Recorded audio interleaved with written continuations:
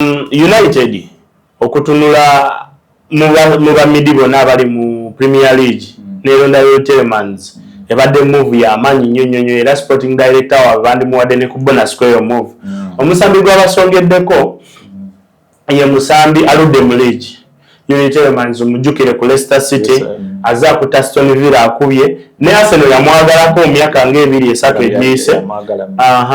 ne Maradona nefuna ekisingako we yasigninga Declan Rice naye United okumukansa eba move ya amanyi era okulaba nga move eyo tennakutuka kinnuma bwe twogerero bayo tukoledde sheno United abadde akyalamuza naye nga chances zonna ezisinga ziraga nti bayiza okukkaanya era bandikkaanya n'aba nga yeegatta ku United.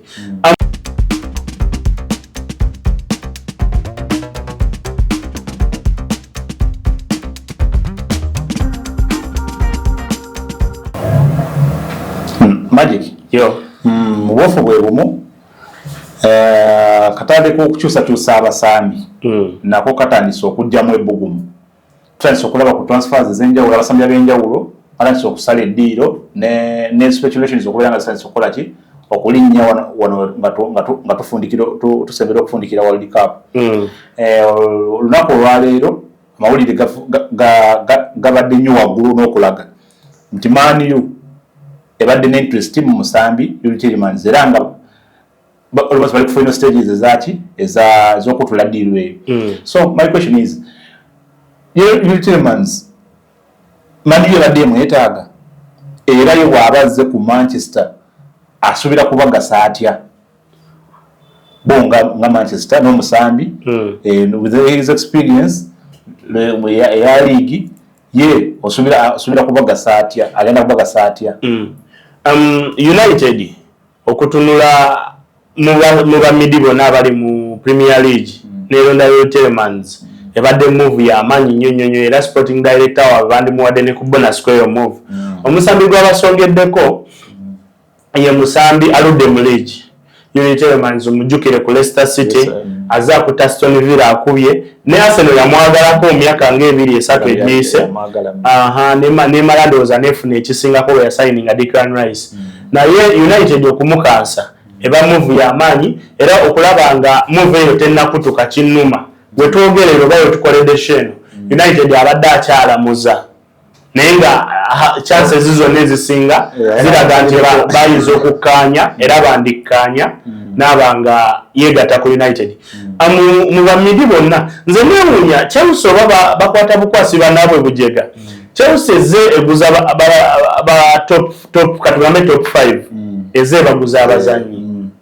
era olaba ezeeguza Arsenal abazanyi wali emabega badde nga abaguza ba lukulubuse abawedde ku mpagala paka wekyuse nekyusaamu nebawa ku bazanyi abakyalimu ku ndasi Banoni Madueke Kai Havertz n'abalala kuba oli abawanga ba Peter Cech ba David Luiz ba Willian nga bebajja kwase wade Willian yava ku Fulham kati yakutte United ennaku zino gwayina Arsenal katugawo balinga amugyemu ku ndasi yamukwata n'amuguza Mason Mount talina kyamaanyi kyakoze ku United. Injuries yes naye era omuzanyi yenna munnaaya tumenya yamukuguza kati saawa eno yamukutte mu katale ke kamu n'amuguza Andre Santos nga naawe olabira ddala ku Chelsea Santos talina kyakoze ali promising yes naye promising nga gyavudde olaba alina kyakozeeyo neewuunya United yabadde sikiriziddwa ekyokukwata sente negula Andre Santos nze nga ndaba ate mu kugula Santos babadde bayiyabuyiya ne baleeta engeri oba ne bazuula engeri gye batongozaamu ono omwana Omungereza omuddugavu ono Kobe Maino ne bamutuuza mu midi kuba asobola okukuba naye jasi baganye buganyi mwesigana midi bayinza okubalowooza ne ku kya squad depth bingi nti squad depth bw'obeera ne Kobe Maino n'omuleetako United Telemans kitegereka naye bw'oteekawo Andre Santos olabira ddala nga ate Santos baguze bench player. In fact mu myaka nga ebiri egiyise United oyinza okugamba nti akagulamu abazanyi nga babiri basatu baba badde ba starters ku tiimu gye baba bavudde ogenda labamu kano akana ka goalkeeper Kalemanzi yali akwata omupiira gye yava Benjamin Sesko yali asamba kozi ne Telemans naye abasambi abasinga be baguze babadde nga ba bench player ogenda laba ne Ugate gye bamugula yali Katebe nga kuba Katebe ogenda laba Joshua Zax gye bamugula yakubanga Katebe n'ogamba sporting director yabanga ku kyokunoonyeza abasajja abazannya abatakuba ate bo bajje ku United bakube kyo vola bevumbeeza naye ku luno ke bazibusa amaaso batandise ogula ku bazannya abakola ki era olaba Arsenal ekyaliko kati United ensobi gy'abadde akola ate kati eringa eswapinzeze ku Arsenal nti Arsenal ali mu kukwata abazannya abakola abajjawo newankubadde yawangudde leegi ku nsonga ya Arsenal okujjawo abasangi gundi kuba bali mu finalizinga bali mu finalizinga za Trossard okubira ngakola ki yegata ku Besiktas ndowooza ebadde lwekiteri binyinti sente ze bamugula ebbanga lyamazeewo n'emyaka kati wabadde atuuse esente ze bali mu kubawa si ndowooza kikadde kyetagisa okubeera nga aleetamu fresh blood kibadde kyetagisa oleetamu fresh blood naye ani gw'oleeta ku wakaleti ya Trossard n'abazanyi be bakasongamu Trossard asigala ali ahead of basajja abadde alina omuvuka wa Club Brugge gundi Zolis anti Zolis bakyagaanye okutula olaba nga amaanyi ate bagatadde ku Bakola owa PSG Bakola bwemuba babatwala tomulaba bwakomawo kubabeererawo nga Trossard wabadde akomawo n'akavalingirako enkapi okitegeera nti Trossard omusanga ali mabega akavalingirako enkapi Bakola bwe baba bazza yaba ali emiridde eri ng'alinze mupiira kati abo abasambi ababiri tosobola bakomparinga kati oŋŋambe nti kale Bakola kiganye kati kuleetere Vinicius cause nazo rumours weeziri toyinza comparinga Vinicius ku Trossard this is my personal opinion nti nze nzikiriza nnyo forward yenna atasobola kudda kuyamba ku ttiimu ng'eri mu kunyigirizibwa nze oyo aba talina kyaŋŋamba kati Vinicius togenda mulaba nga defendinga ng'ayamba ku ttiimu ndowooza baagala kwongera okusinga bingi kuba kati Arsenal mu backline defensively eri okay ndowooza baagala muntu abayamba ku exerting pressure kugiteeka ku opponent ndowooza kunoonya Bakola kunoonya Vinicius kubeera nga bakola ki babagattako kati Arsenal bw'eba enoonya kintu ekyo Zolis ye musambi omutuufu yali owa Club Brugge bandibadde tebalonzalonza na kulonzalonza bandikutte ssente zonna Club Brugge zeesabye ne basasula cause the guy is good mwana mulungi bw'oba oyagala kulumba nga temuli bya kudifendinga ate nga naye alinamuko paati y'okudifendinga oyo Zolis bw'oba ofollowinze ku mipiira gye oba ku noonoonya ku footage we oba stats ze olaba nga he's good bw'oba oyagala kudribblinga kukusalira muntu kuteekawo paasi kushootinga kaseera k'otamusuubira ebyo byonna abikola olabira ddala nga bw'eba etunuddeawo n'engatta Zolis ku kipa olwedde gwe bakakansoni gwe baleetedde ku free transfer ku nsonga eyo nga tonagenda nnyo wala ku nsonga ya kipa ki ekigisaawo kipa kuba ndaba experience wise kipa asinga kwani asinga ku Mesri lwaki ojjawo kipa n'oleeta Mesri ekintu ekyo kiyinza okubeera tuwe eyinza okuba nga club etunula ku ssente z'esasula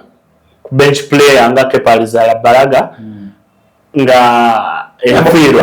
yamufuna si wa buseere anti si wa buseere naye ssente yezize ze bamusasula weekly kati jjukira profile y'ennene Kepa Arrizabalaga kati bw'otunula ne kwekyo balina ne pressure okubanga tafuna playing time emala jjukira ebikopo eby'amaanyi nga Premier League ne Champions League David Raya yabikwata ogenda high profile player nga Kepa Arrizabalaga ajja kukwata Carling na FA ayinza okuba ye kennyini yabataddeko pressure ng'ayagala play time okitegeera ekintu ekiyinza okuba nga Arsenal egamba tetujja kuwa mu liigi yaffe oba mu lwanyi zaffe zetukola ez'amaanyi kubeera olaba Raya yakwata emipiira mu Champions League awedde n'agoyinga ng'alina clean sheets eziwera Arsenal atandika okuba ng'ateebwamu mu mipiira gye baawa Kepa okukwata ndowooza bamukwatamu goolo 2 zaali 3 yakonsidinga golo ntono okutwaliza mu Champions League. So kati kiyinza okuba kyekimu ku bireetedde okubanga ayagala agende mu ttiimu emuwa Arsene Wenger baagala omuntu atabateekako pressure yakubasaba emipiira game time kuba yeetaaga game time kusinziira ku profile ye nga Kipaliza Balaga. Kati oyo kipa gwe baleeta ye aba aliwo okutuula n'alinda community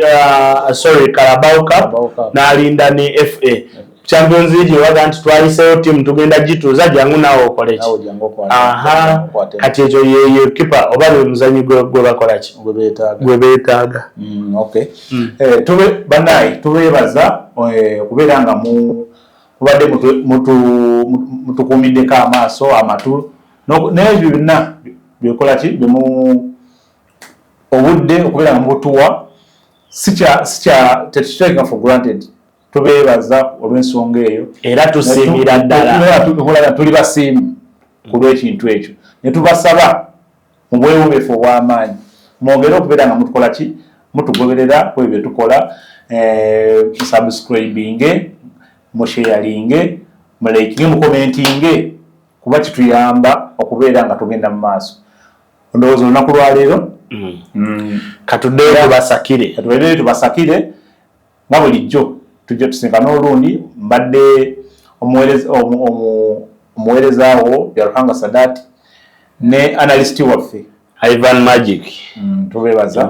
naye nga temunyiigira bannaye bemba mpisizaamu eggaali ku mukutu gwaffe guli obulawo gwa TikTok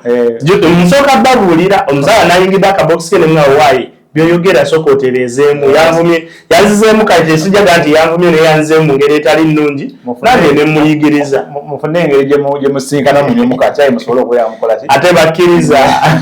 bajja kukkiriza mwebale kubaako temwerabire okusubscribinga okone kade osobole okuba nga ofuna buli gulire tuba tukuleetedde mu nsiko ebyemizanyo. Ensonga eyo ntuufu nnyo so ndasinkanye olundi mubeere bulungi.